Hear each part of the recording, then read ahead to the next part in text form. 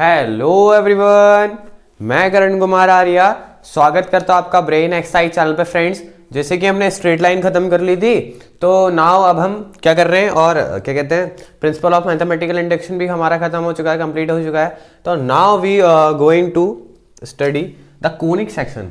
ठीक है, conic section basically coordinate geometry का पार्ट है। ठीक है, तो कोनिक सेक्शन आज से स्टार्ट होने जा रहा है। तो आज होगा आपका कोनिक सेक्शन का इंट्रोडक्शन, यानी कि 11.1 एक्सरसाइज के लिए आपका इंट्रोडक्शन होगा। तो सबसे पहली बात, डेफिनेशन को ना देखते हुए बात करते हैं इसके नाम पर, कोनिक सेक्शन। तो सबसे पहले कोनिक आ रहा है ना, यानी कि कोन से रिलेटेड होगा। तो किस टाइप की कोन, तो देखते हैं। सपोज दैट एक वर्टिकल लाइन है, एक क्या है, वर्टिकल लाइन, एक वर्टिकल एल लाइन है जो कि फिक्स्ड है। ठीक है, ठीक हो गया सर, इतना हमें आता है। और एक अनदर लाइन है जो इंटरसेक्ट कर रही है इस वर्टिकल लाइन को।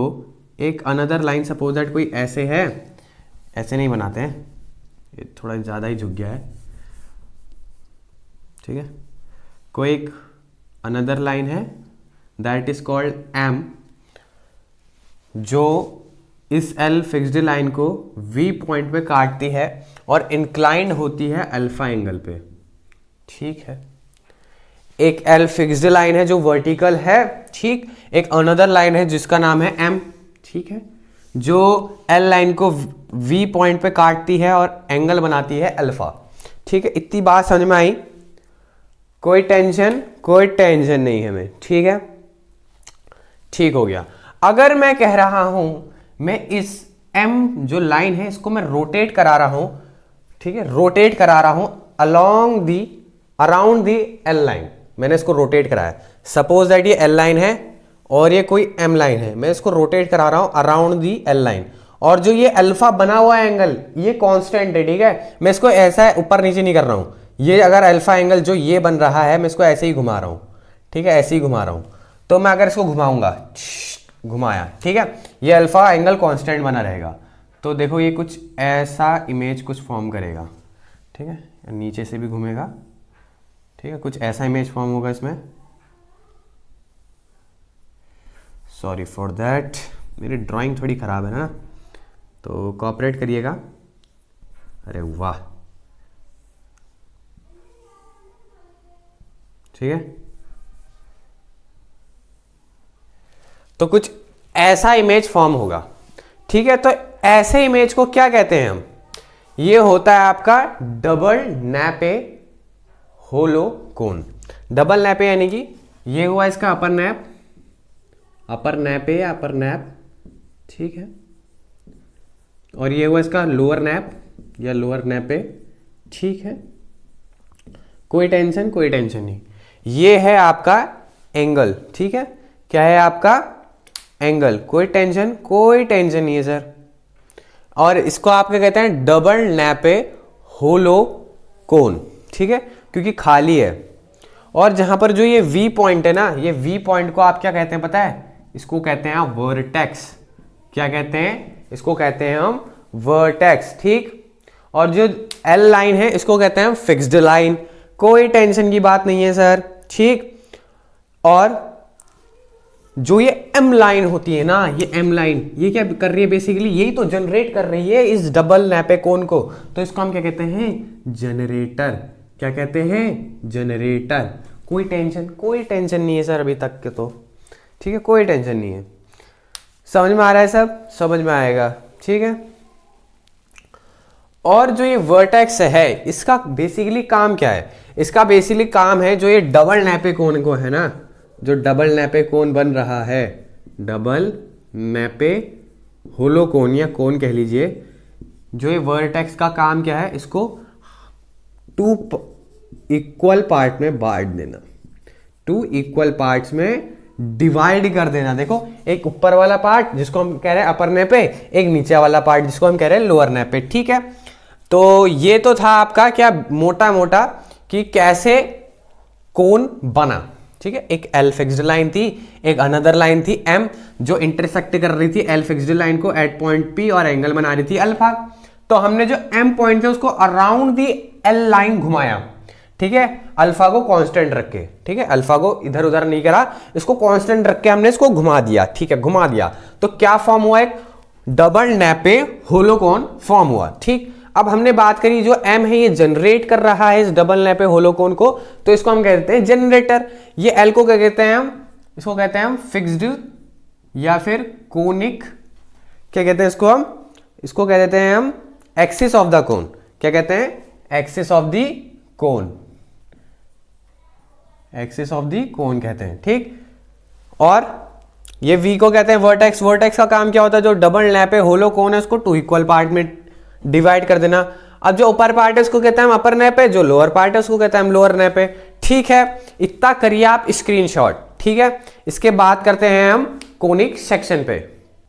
तो चलिए फ्रेंड्स बात करते हैं कोनिक सेक्शन पे। बेसिकली इस चैप्टर पे हमको कोनिक सेक्शन पढ़ना है। अब कोनिक सेक्शन होता क्या है, that is the main question. ठीक है, तो देखिए डेफिनेशन को देखते हैं। These are the curves. Conic section क्या हैं, कर्व्स हैं। कैसे कर्व्स, जो हमें ऑब्टेन होते हैं। कैसे ऑब्टेन होते हैं, जब इंटरसेक्शन होता है राइट सर्कुलर कोन का। किसके साथ इंटरसेक्शन होता है सर, बाय अ प्लेन, यानी कि एक राइट सर्कुलर कोन होगी, उसको हम इंटरसेक्ट कराएंगे एक प्लेन से। अब प्लेन से हमने उसको इंटरसेक्ट कराया तो वहां पर कुछ कर्व्स बनेंगे, उन कर्व्स को ही हम क्या कहते हैं, कोनिक सेक्शन। वो कोन का कोई सेक्शन काटेगा प्लेन।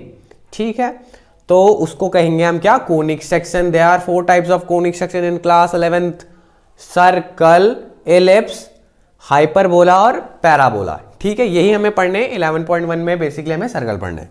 तो देखते हैं सबसे पहली बात कैसे काटेगा।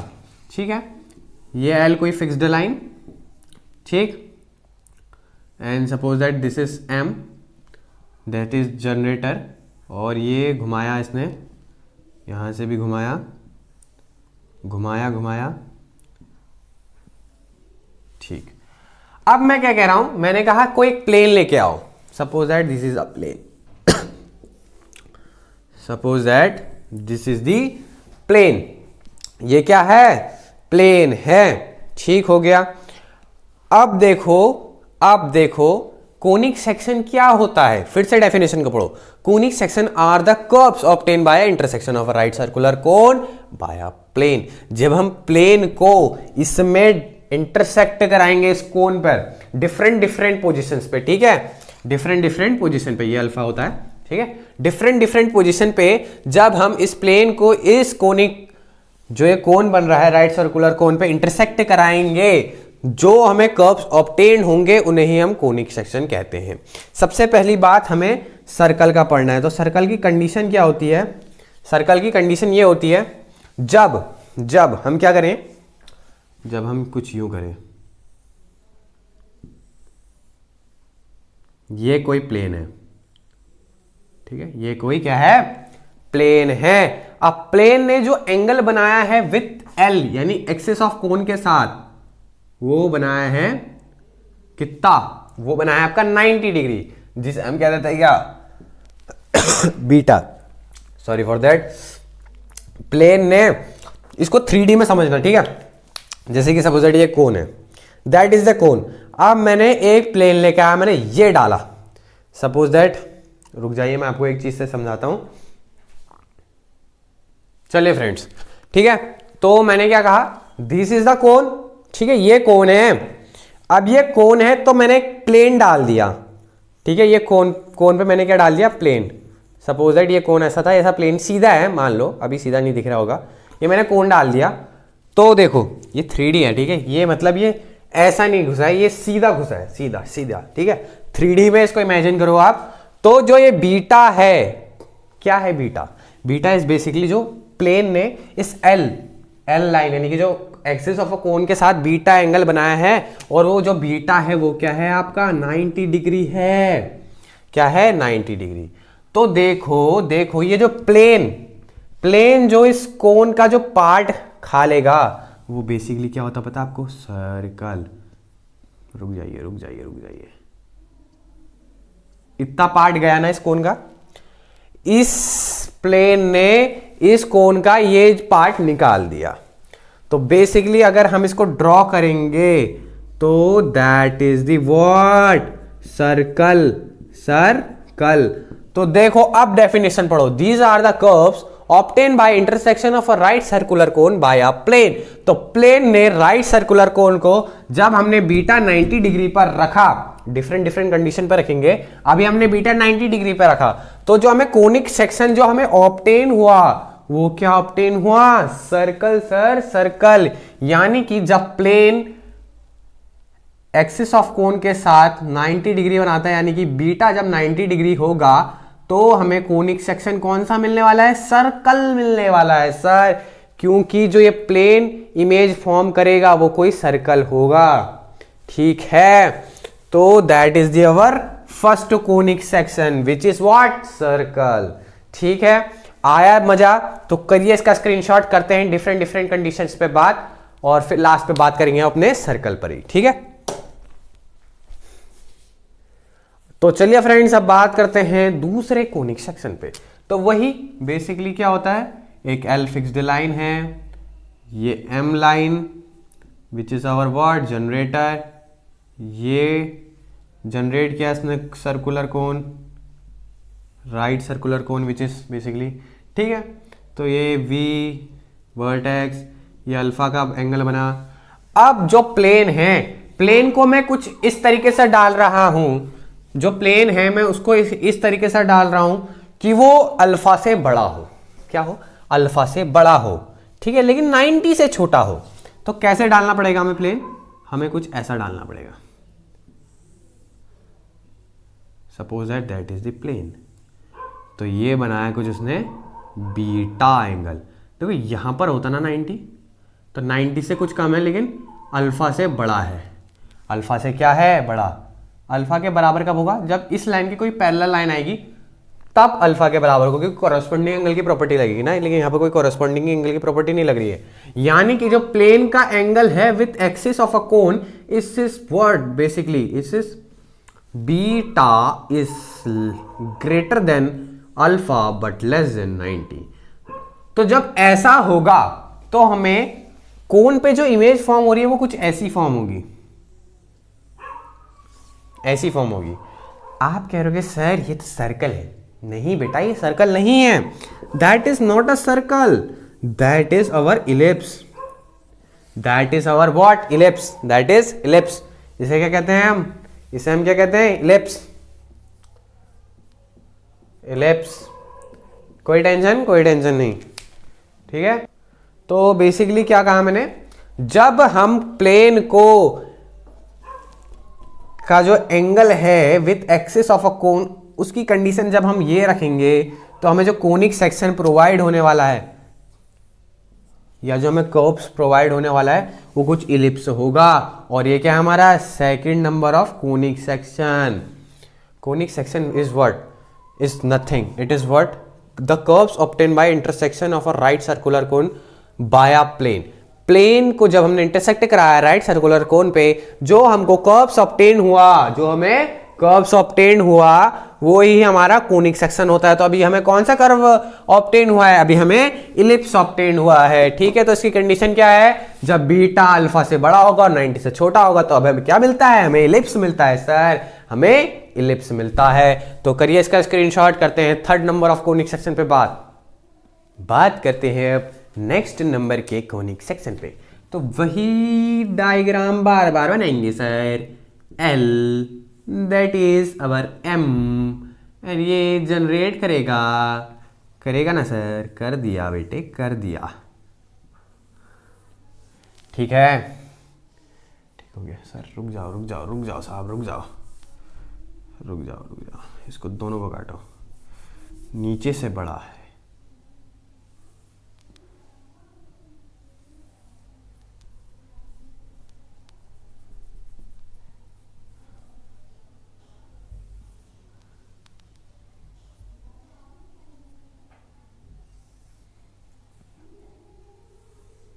ठीक है, अब बन गया, ठीक है, एल लाइन है, ये अल्फा एल एंगल बना। अब मेरा मन कर रहा है मैं प्लेन को कुछ इस तरीके से डालूं कि alpha is equals to beta हो जाए, फिर देखते हैं हमें क्या मिलता है, alpha is equals to beta हो जाए।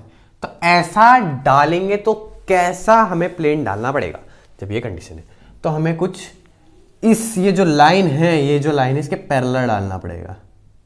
क्यों डालना पड़ेगा अभी देखते हैं, ठीक है। Suppose that is the plane. अब ये 3D में एज्यूम करो, ठीक है, 3D में एज्यूम करो। सपोज दैट ये L लाइन ऊपर तक गई है, तो देखो these are the parallel lines. अगर मैं इसको M कह दूं, इसको K कह दूं, तो K और M are the parallel lines. और जब ये पैरेलल लाइन से ट्रांसवर्सल लाइन से कटती है, एज वी नो दैट ये एंगल बराबर ये एंगल, तो ये पैरेलल लाइंस, ये ट्रांसवर्सल लाइन, तो ये एंगल बराबर ये एंगल, ये बीटा है हमारा, ठीक है। तो beta is equals to alpha, beta is equals to alpha मिलेगा सर।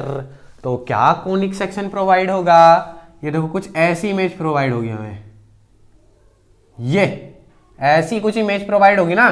जब ये कोनिक सेक्शन है, ये हमने प्लेन डाला, ये तो कुछ प्लेन में से जो कोन का पार्ट कटेगा कुछ वो ऐसा होगा, ऐसा पार्ट कट होगा सर।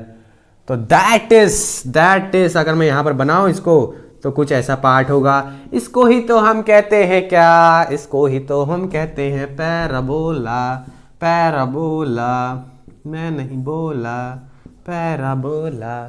तो जब जब जब alpha is equals to beta होगा, तो जो प्लेन हमें ऑब्टेन करवाएगा कर्व, उस कर्व का नाम होता है पैराबोला। तो that is the third conic section which is name is parabola, ठीक है। तो करिए इसका स्क्रीनशॉट करते हैं लास्ट कोनिक सेक्शन पे बात। तो जो लास्ट वाला जो हमारा कोनिक सेक्शन है ना, वो कुछ है इस प्रकार से। देखो फिर से वही बनाना है, चलो इस बार थोड़ा नीचे से बनाते हैं, ठीक है। That is our L line, that is our M generator, generate करेगा, ठीक है। तो ये सपोज दैट V पॉइंट, ये अल्फा। इस बार मेरा मन है जो बीटा है ना उसको अल्फा से छोटा रखूं और बीटा को 0 या 0 के बराबर रखूं। तो यानी कि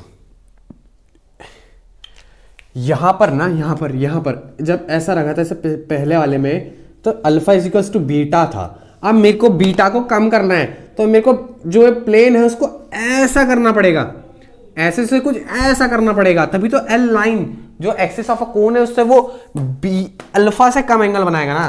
प्लेन को मुझे कुछ ऐसा रखना पड़ेगा। अब प्लेन अपर नेपे और लोअर नेपे को दोनों को काटेगा। अभी तक से अपर नेपे चल रहा था, अब लोअर नेपे भी आएगा, ठीक है। तो देखो कुछ ऐसा काटेगा, फील करना है इसको जी, फील, ठीक है। Just feel it, only feel it, ठीक है। वैसे अभी अच्छा डायग्राम तो नहीं बनना, मुझसे काटना पड़ेगा। वैसे आप जो एनसीईआरटी में डायग्राम दिया उसको भी रेफर कर सकते हैं, बिकॉज मेरी ड्राइंग तो बहुत ख़राब है, लेकिन सीख यहाँ से सकते हैं, वहाँ से आप सिर्फ और सिर्फ स्ट्रक्चर बना लीजिएगा, अगर यहाँ के स्ट्रक्चर पसंद नहीं आ रहे तो, ठीक है। तो ऐसा प्लेन डालना है ना, तो 2 साइड से काटे, ठीक है, 2 बार काटे, ठीक है। ये कुछ आ गया, ठीक है, ये आ गया। सपोज दैट ये है आपका, इतना भी नहीं करते, ये कर देते हैं, ठीक है। ये आया और इसने बनाया कुछ क्या, बीटा। अब देखो ये अल्फा से छोटा ही तो दिख रहा है। अब देखो यहाँ पर आपको इमेज कैसी फॉर्म होती हुई मिलेगी, कुछ ऐसी, ये। अब लेकिन नीचे से भी तो मिलेगी, नीचे से भी कुछ ऐसी ही मिलेगी, ठीक है। ऊपर से भी वैसी ही मिलेगी, नीचे से भी वैसी ही मिलेगी, यानी कि ये that is our what, hyperbola. Hyperbola, कौन बोला, हाइपरबोला, ठीक है। ये ऐसी ऐसी कह लो, ये ऐसी ऐसी कह लो, या फिर कैसी भी कह लो। आप कैसे कह सकते हैं, ये तो ऐसी ऐसी कह लो, कैसी भी मतलब, ठीक है। That is called hyperbola. ये इसको नहीं कहते हैं हाइपरबोला, इसको इरेज कर देता हूँ, वरना बच्चे कहते हैं सर बॉक्स के अंदर वाले को हाइपरबोला बोलते हैं, इसको हाइपरबोला नहीं बोलते हैं। आप नहीं पढ़ाया था, नहीं, ऐसे वाले फिगर को हाइपरबोला बोलते हैं। तो देखिए हमने पढ़ लिए कुल 4 कोनिक सेक्शन। पहला पढ़ा हमने सर्कल। सर्कल हमें कब मिलता है, जब हम बीटा को 90 डिग्री पर रखें, ठीक। फिर हमने पढ़ा इलिप्स। इलिप्स हमें कब मिलता है? जब बीटा जो हो वो 90 डिग्री ना क्या हो, वो 90 डिग्री से छोटा हो लेकिन अल्फा से बड़ा हो। बीटा 90 से छोटा हो लेकिन अल्फा से बड़ा हो, तब हमें इलिप्स मिलेगा। हमें पैराबोला कब मिलेगा सर? फिर जब बीटा और अल्फा बराबर हो, जब बीटा और अल्फा बराबर हो। और हमें हाइपरबोला कब मिलेगा? जब ये कंडीशन हो, जब बीटा जो 0 और 0 से बड़ा हो और अल्फा से छोटा हो। तो these are our conic section, और यही 4 कोनिक सेक्शन हमें पढ़ने हैं। ठीक है, यही 4 जो कोनिक सेक्शन है वो हमें क्या है? पढ़ने हैं। तो सबसे पहला जो कोनिक सेक्शन है वो है हमारा सर्कल। 11.1 में हमको उसके ही बारे में पढ़ना है, तो करिए इसका स्क्रीनशॉट। चलते हैं आप बेसिकली 11.1 एक्सरसाइज के इंट्रोडक्शन पे। ठीक है फ्रेंड्स, तो चलिए फ्रेंड्स बात करते हैं एक्सरसाइज 11.1 के इंट्रोडक्शन पे। ठीक है, तो सर्कल जो कोनिक सेक्शन था, ठीक है फ्रेंड्स, उसके बारे में हमने पढ़ लिया कि कैसे वो फॉर्म्ड होता है। कैसे फॉर्म्ड होता है बेसिकली अभी पढ़ा है। ठीक है, तो वो फॉर्म्ड होता है जब बीटा हम रखें 90 डिग्री पे। ठीक है, बीटा हम रखें 90 डिग्री पे, देन हमें जो कोनिक सेक्शन फॉर्म होता है वो क्या होता है? वो सर्कल होता है। अब बेसिकली सर्कल की डेफिनेशन पे बात करते हैं। और अभी तक तो वैसे हमने सर्कल पढ़ा ही है, बचपन से हम सर्कल पढ़ते आ रहे हैं। गोला गोला जो होता है दैट इज द सर्कल। ठीक है, जिसका एरिया πr² होता है, जिसका पेरीमीटर 2πr होता है, यही बात पढ़ी है हमने। लेकिन अब बेसिकली हम पढ़ेंगे that what is the circle, base से पढ़ेंगे और हाई तक जाएंगे। ठीक है, तो देखिए सर्कल डेफिनेशन पे बात कर रहे हैं। सेट ऑफ ऑल पॉइंट्स, सारे पॉइंट्स का सेट। ठीक है, इन अ प्लेन, एक प्लेन पे, जो क्या है? कैसे पॉइंट्स का सेट? अब ये बात है। ठीक है, जो क्या है? इक्वी डिस्टेंस पर है, इक्वल डिस्टेंस पर है फ्रॉम अ फिक्स्ड पॉइंट। यानी कि एक फिक्स्ड पॉइंट होगा, उससे इक्वी डिस्टेंस पर क्या होंगे? इनफाइनाइट नंबर्स ऑफ पॉइंट होंगे, और उन इनफाइनाइट नंबर्स ऑफ पॉइंट का जो सेट होगा वही सर्कल कहलाता है। ठीक है, बहुत प्यारी सी डेफिनेशन है। तो देखिए, suppose that this is C and this is the what? The fixed point. क्या है ये फिक्स्ड पॉइंट है। ठीक है, that is our fixed point. अब हमसे क्या कहा? इस फिक्स्ड पॉइंट से इक्वी डिस्टेंस पर बहुत इनफाइनाइट नंबर्स ऑफ पॉइंट है। सपोज वो डिस्टेंस जो है वो है r, यहाँ से r ये है और ये भी r ही है। कितने r होंगे? Infinite numbers of r। ठीक है, बेसिकली ये है वो, ये पॉइंट है। ठीक है, ऐसे इनफाइनाइट नंबर्स ऑफ पॉइंट होंगे। ये भी r डिस्टेंस पे होगा इस C पॉइंट से, ये भी r, ये भी r, ये भी r, ये भी r, ये भी r, ये भी r, ये भी r, ऐसे इनफाइनाइट नंबर्स ऑफ पॉइंट होंगे कह रहा है। ठीक है, कितने होंगे? Infinite numbers of point. तो इनफाइनाइट नंबर्स ऑफ पॉइंट का जो सेट कहलाएगा, वही बेसिकली क्या होगा? वही बेसिकली हमारा सर्कल होगा। तो ये जो r डिस्टेंस है ये फिक्स्ड होगी।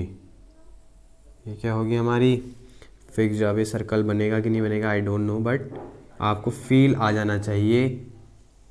ठीक है, दिस इज द सेंटर। ये सर्कल मानो, हाँ सर्कल जैसा दिख नहीं रहा है, मान लो। ठीक है, that is the centre which is our what? Fixed point. इस फिक्स्ड पॉइंट से इक्वी डिस्टेंस पर जो भी पॉइंट लाई कर रहे हैं, उन सारे पॉइंटों का set is called the circle, is called the circle. ये r जो है ये क्या है? r मानिए हुई है। ठीक, और बेसिकली जो c है वो होता है सेंटर, और जो ये r है ये होती है रेडियस ऑफ द सर्कल। ठीक है, और ये पूरी सर्कमफेरेंस। तो बेसिकली अगर मैं स्टैंडर्ड सर्कल है ना, उसकी इक्वेशन में बात कर रहा हूं। सपोज दैट यहां पर लिखते हैं, चलो। ठीक है, this is the circle, that is our what? Circle. बड़ा अच्छा है, सर्कल बन गया है। ये C है। अगर इसके मैं h, K पॉइंट ले लेता हूँ, ये तो फिक्स्ड पॉइंट होगा ना, h, K सेंटर। ठीक है, और कोई भी इस पूरे सर्कल में से कहीं पर भी एक पॉइंट ले लेता हूँ, कहीं पर भी, एनीवेयर, वेरिएबल होगा। ठीक है, x, y। इसको मैंने नाम दे दिया आपका r। ठीक है, और आर नहीं देते, चलो के दे देते हैं, ठीक है, क्योंकि आर मेरे को अभी रेडियस लेनी होगी ना।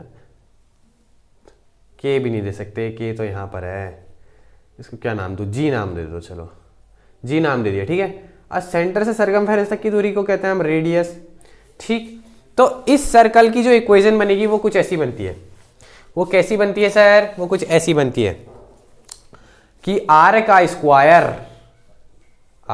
Square is equals to x minus h का whole square plus y minus k का whole square. That is the equation of a circle. यही होती है सर्कल की इक्वेशन। क्या? R square is equals to x minus h का whole square plus y minus k का whole square, ठीक है। That is the what? That is the equation of a circle. कब? जब सेंटर के कोऑर्डिनेट्स एच कॉमा के हों और any point on a circle के कोऑर्डिनेट्स क्या हैं? एक्स कॉमा वाई, ठीक है। आप इसका ऐसा भी लिख सकते हो, यहां से स्क्वायर काट के इसके ऊपर रूट चढ़ा दोगे, ठीक। बेसिकली ये डिस्टेंस फॉर्मूले से आया है, क्योंकि हमें क्या दिए, देखो डिस्टेंस दिए आर डिस्टेंस दिए, और ये जी और सी का मैंने डिस्टेंस फॉर्मूला लगाया है, तो एक्स माइनस एच का whole square plus y minus k का होल स्क्वायर, ठीक है। डिस्टेंस फॉर्मूले की हेल्प से मैंने equation of a circle define की है। सपोज कर सकते हैं हम, ठीक है। अगर ये जो सेंटर है ओरिजिन पर लाई कर रहा है, तो ये एच कॉमा के कोऑर्डिनेट्स क्या हो जाएंगे? 0,0। इट इज 0,0 ना। तो अगर मैं यहाँ पर 0,0 लिखूँ, -0 एंड के की जगह भी -0, तो बेसिकली क्या हो जाएगा? देखो -0 का कोई महत्व तो होता नहीं, तो इसको काट ही दो। तो बेसिकली तब क्या हो जाएगा? व्हेन सेंटर एट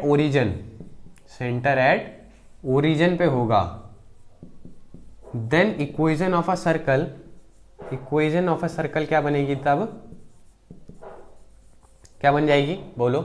तब बन जाएगी r square is equals to x square plus y square. ये कब बनेगी आपकी equation?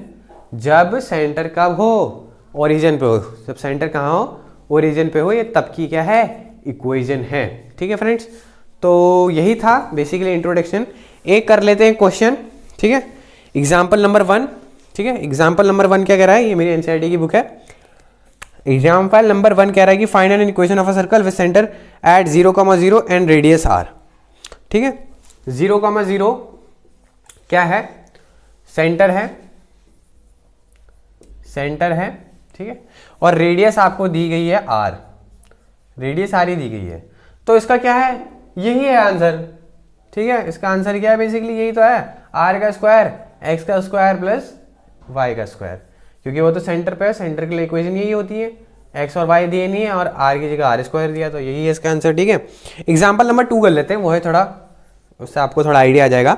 Find the equation of a circle with centre minus, centre आपको दिया है, सेंटर के कोऑर्डिनेट्स -3,2 एंड रेडियस 4, रेडियस कितनी है? 4 दी गई है, ठीक है। अब आप कहेंगे सर कि एक्स और वाई नहीं दिया। अरे एक्स वाई तो आपको इक्वेशन बना के देंगे। अगर एक्स वाई भी आपको दे दिए गए ना, तो सारी जो वेरिएबल्स है वो तो फिलअप हो जाएंगी, तो इक्वेशन कौन बना कर देगा? ठीक है। तो बेसिकली अब हमारे पास क्या है? ये है, क्या थी इक्वेशन?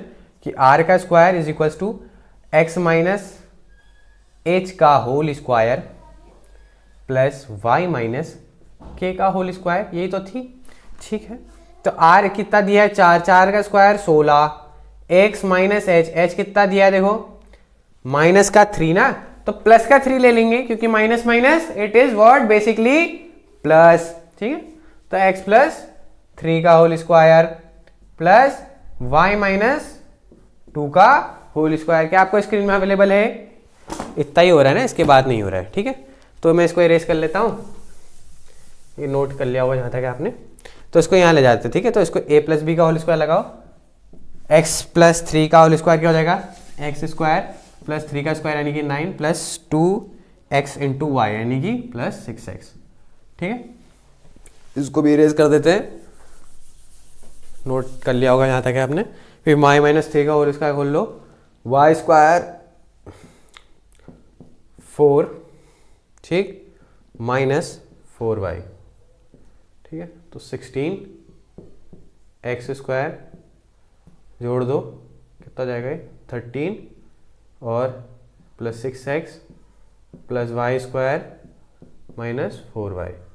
इसको इधर ले आओ या इसको इधर ले जाओ तो कितना बन जाएगा 3 is equal to x square plus y square plus 6x minus 4y। That is our what, that is our equation, equation. और यही हमारा क्या है आंसर। तो इसी के साथ फ्रेंड्स हमने कर ली है 11.1 एक्सरसाइज का इंट्रोडक्शन।